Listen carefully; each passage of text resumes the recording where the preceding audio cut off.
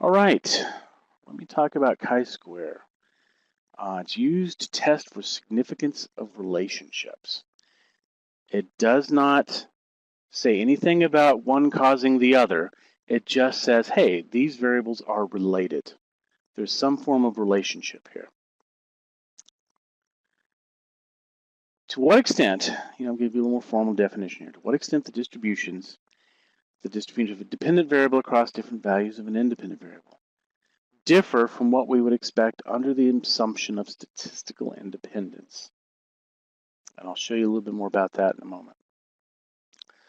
So when testing a hypothesis, again, remember the cell phone purchase guy said, hey, I think, gender might play a role here. So we talk about testing those hypotheses. We talk about setting up a null hypothesis and then working to reject it. A null hypothesis essentially says there's no relationship between these variables.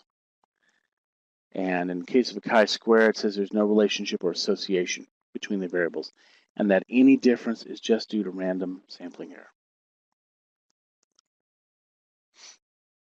Now, if we reject that null, again, if that p-value is 0.05 or less, we conclude that there's a relationship between these variables. And again, typically, as that significance value gets closer to 0, 0, 0, the relationship is more significant.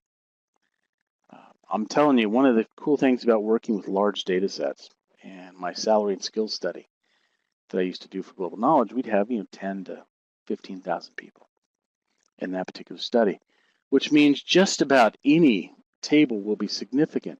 So if you're looking at a large data set, I'm going to say, hey, make sure you focus on the actual size of the chi-square. The greater the chi-square value, even though the significance values might be 0.000 between tables, but the greater the chi-square, the more the difference is likely to be real and substantive.